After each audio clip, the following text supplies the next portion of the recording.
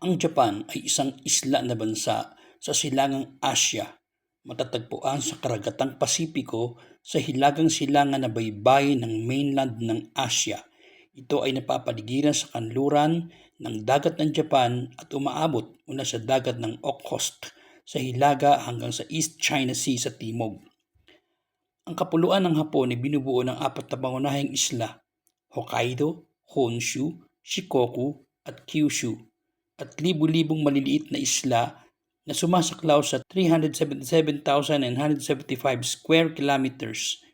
Ang Japan ay may populasyon na higit sa 123 milyon noong 2025 na ginagawa itong pang-11 na sa pinakamataong bansa.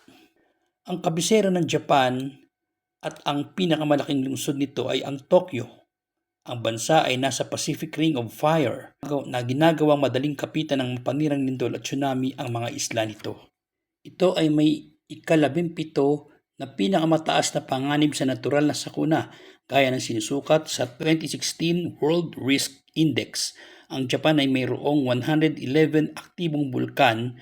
Ang mapanirang lindol, kadalasan nagreresulta sa tsunami, ay nangyayari ng ilang beses bawat siglo.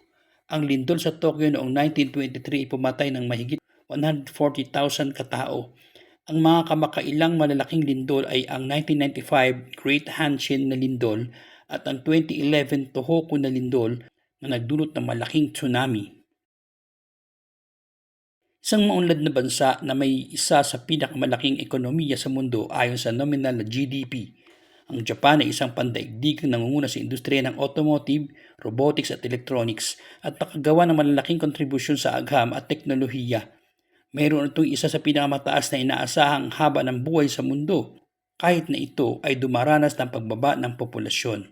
Ang kultura ng Japan ay kilala sa buong mundo, kabilang ang sining, lutuin, pelikula, musika at kulturang popular na kinabibilangan ng mga kilalang industriya ng animation, comics at video game.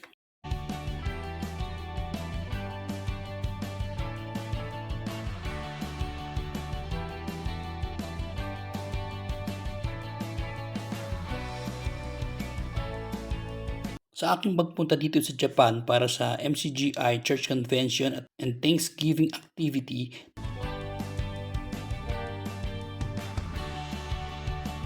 nagkaroon din ako ng pagkakataon na makapaglakad-lakad sa Shibuya. At iba talaga ang sarap ng ramen sa Japan, authentic.